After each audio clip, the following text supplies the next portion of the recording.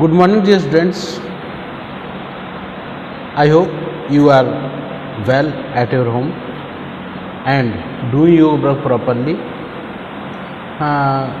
But I am very disappointed that so many students are not sending their work to me, and seems that they are not doing their work.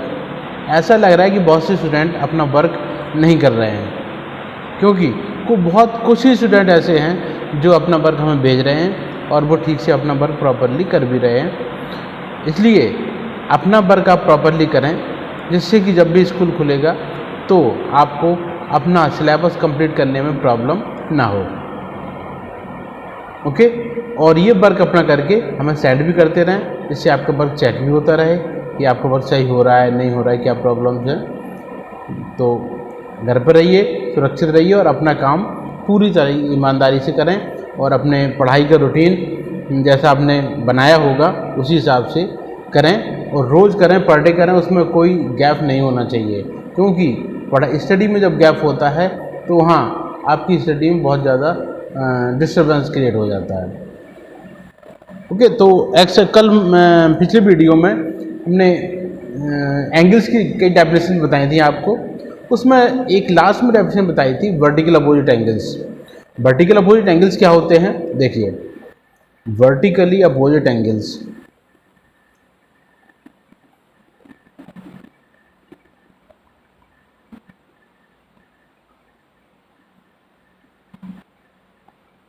Short में कहते हैं VOA। Vertical opposite angles क्या होते हैं, जैसे दो line जब एक दूसरे को इंटरसेक्ट करती हैं, AB और CD, तो जो जहाँ जिस पॉइंट पर काटती हैं उसे कहते हैं पॉइंट ऑफ इंटरसेक्शन। तो पॉइंट ऑफ इंटरसेक्शन पर 4 एंगल्स बनते हैं, 1 2 3 एंड दिस इज 4। तो 4 एंगल बनते हैं। इसमें जो आमने सामने एंगल्स होते हैं इन्हें कहते हैं हम वर्टिकली अपोजिट एंगल्स। अब नेक्स्ट थ्योरम है कि vertically angles are equal to each other. Theorem कहती है vertically opposite angles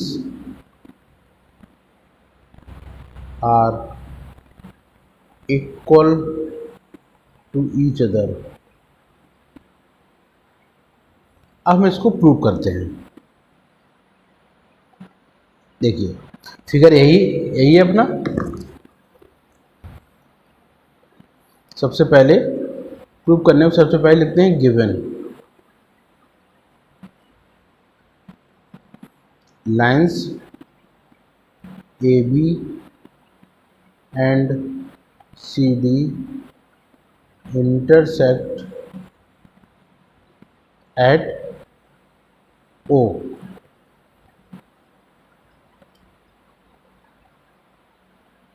and form pair of vertically opposite angles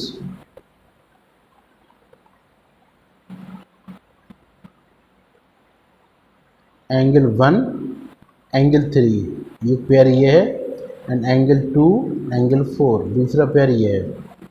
ये पेयर बनाती है। टू प्रूव, तो हमें प्रूव क्या करना है,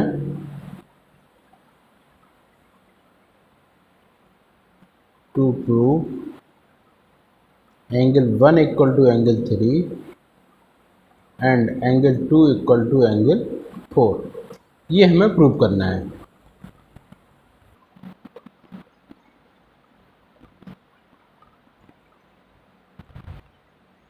अब देखें,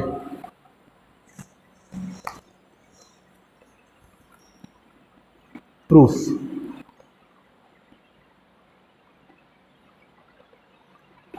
since AV is a straight line A B straight line है, straight line, therefore angle 1 plus angle 4 equal to 180 degree, equation first by linear pair. Now CD is also a straight line. CD is a straight line. जब CD straight line है तो angle 3 plus angle 4 equal to 180 degree, and equation second A B by linear pair.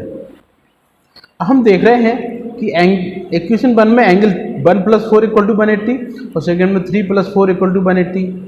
तो दोनों equation की value same है.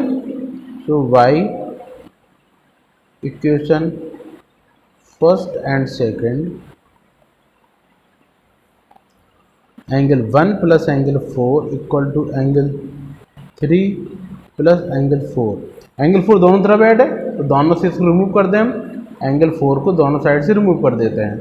So angle 1 equal to angle 3 proved हो गया. Similarly इसी प्रकार से हम प्रूव कर सकते हैं angle 2 equal to angle 4. Hence proved. तो हम देख रहे हैं कि वर्टिकली अपोजिट एंगल्स आपस में इक्वल होते हैं. अब शुरू करते हैं एक्सरसाइज. एक्सरसाइज नंबर है 6.1. Exercise number 6.1, question number 1. Question says in figure, तो एक फिगर दिया हुआ है तो पहले फिगर बना लें हम. एक लाइन ए बी है,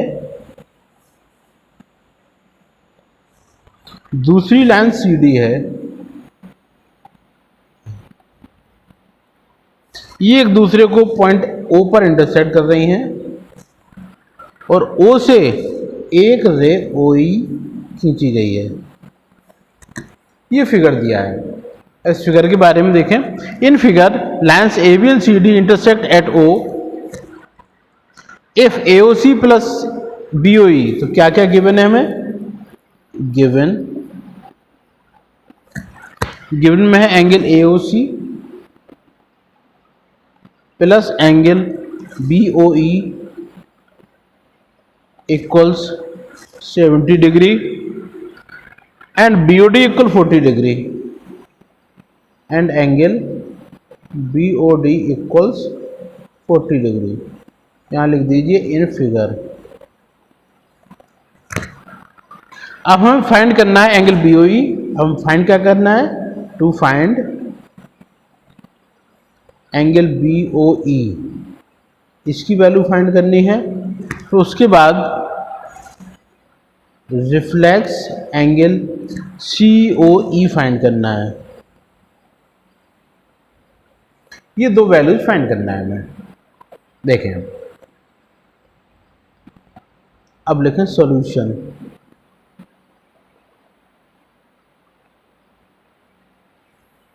सॉल्यूशन में देखें हमें दिया क्या है? Angle AOC plus B O equal 70 degree और एंगल बी ओ डी की वैल्यू दी गई है. बी ओ डी की वैल्यू कितनी दी गई है? 40 डिग्री. बी ओ डी कौन सा एंगल है? बी ओ डी ये एंगल है 40 डिग्री का. अब since A B and C D intersect at O पर इंटरसेक्ट करती हैं तो angle A O C equal हो जाएगा एंगल बी ओ डी. क्यों? क्योंकि ये वर्टिकल अपोजिट एंगल्स हैं तो ये इक्वल हो जाएंगे.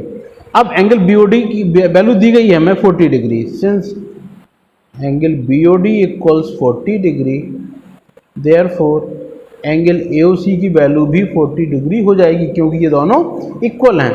ए ओ सी की वैल्यू पता चल गई. अब since angle A O C plus angle B O E equal 70 degree ये हमें गिवन है. अब इसमें ए ओ सी की वैल्यू पता है 40 डिग्री, हम वो यहाँ पे सब्स्टिट्यूट करते हैं.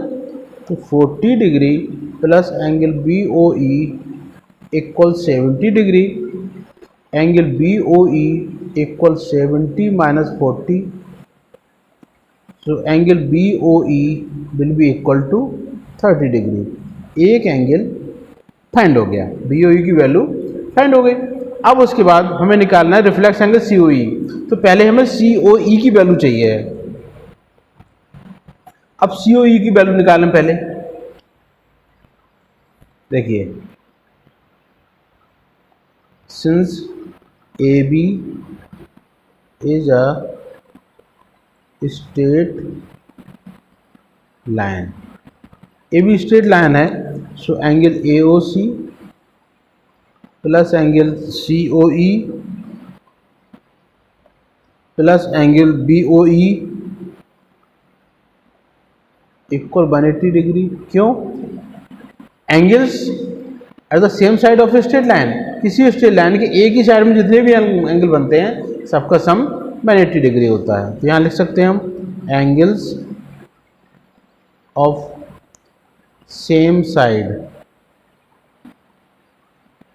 Of straight line, straight line के सेम साइड के एंगल्स हैं ये, तो ये एंगल्स इक्वल होंगे। अब इसको हम ऐसे लिख सकते हैं, angle A O C plus angle B O E plus angle C O E equal 180 degree. A O C plus B O की वैल्यू, टोटल वैल्यू पता है हमें गिवन में 70 डिग्री इन दोनों का सम, तो 70 plus angle C O E equal to 180 degree. So angle C O E की value हो जाएगी 180 माइनस 70 इक्वल टू 110 डिग्री। तो एंगल सी ओ ई की वैल्यू 110 डिग्री फाइंड हो गई। अब हमें रिफ्लेक्स एंगल सी ओ ई निकालना है। ठीक है, तो reflex angle C O E, तो जिसका भी रिफ्लेक्स एंगल फाइंड करना होता है उसकी वैल्यू को हम 360 सब्ट्रैक्ट करते हैं। So 360 minus angle C O E, 360 minus 110 equal to 250 degree. Therefore reflex angle C O E equal to 250 degree, ये वैल्यू फाइंड हो गई। Now see question number 2, and the question number 2 says in the figure. So first of all draw the figure. सबसे पहले geometry में सबसे पहला काम figure बनाना होता है, तो सबसे पहले फिगर बनाएं। तो इस फिगर में एक लाइन एक्स वाई है, दूसरी लाइन एम एन है, एक दूसरे को पॉइंट ओ पर इंटरसेक्ट कर रही हैं। तो ये ए बी एक्स वाई और ये एम एन ऊपर इंटरसेक्ट कर रही हैं, और इस ओ पॉइंट पर एक परपेंडिकुलर लाइन खींची गई है। तो ये एंगल 90 डिग्री का हो जाएगा, परपेंडिकुलर है। तो अब ये वैल्यू दी गई है ए, ये बी और ये पूरी दी गई है सी। तो ए बी सी की वैल्यू फाइंड करनी है, और कुछ ए बी का रेशियो भी दिया है। देखते हैं सबसे पहले गिवन इन द फिगर में क्या क्या दिया है वो लिखेंगे पहले। In the figure angle P O Y equal to 90 degree,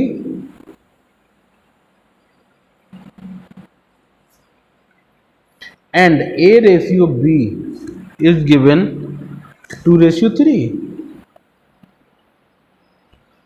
a to b equal to 2:3, and we have to find the value of C. हमें फाइंड क्या करना है? टू फाइंड सी, सी की वैल्यू फाइंड करनी है हमें। चलो सॉल्यूशन देखो, angle P O Y is equal to 90 degree, ये तो गिवन है, and A ratio B is equal to 2:3। So A की वैल्यू हो जाएगी 2x और बी की वैल्यू हो जाएगी 3x। अब since angle X O M plus angle P O M plus angle P O Y equal to 180 degree. Reason angles at the same side of straight line. तो reason है X Y is straight line, X Y is a straight line, X Y straight line है तो इन तीनों angle का सम 180 degree हो जाएगा।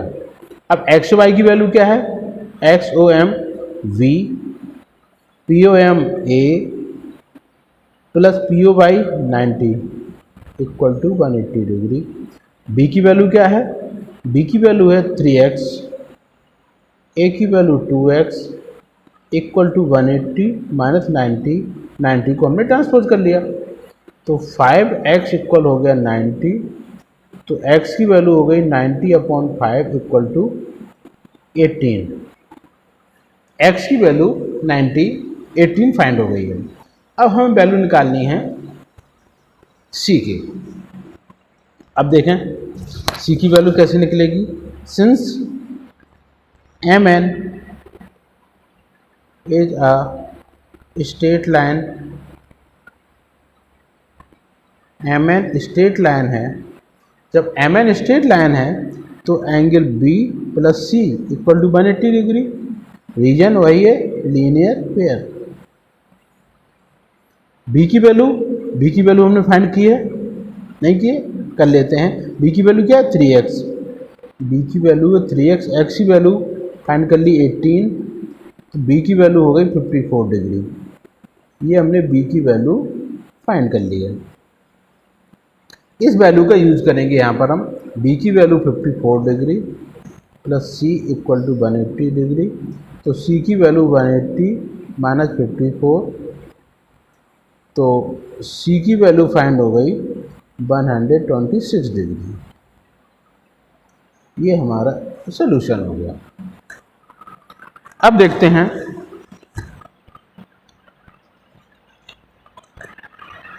तो question number 1, 2 आपके कंप्लीट हो गए हैं। इस टाइप से आप आगे ट्राई कर लेंगे और इतना काम जो डेफिनेशन से लर्न कर लेंगे, एग्जाम्पल इसके जितने भी हैं वो सभी करेंगे आप, ठीक है। और ये एक्सरसाइज 1, 2 एक्सरसाइज 6.1 के 2 क्वेश्चन ये हो गए, ये कर लेंगे।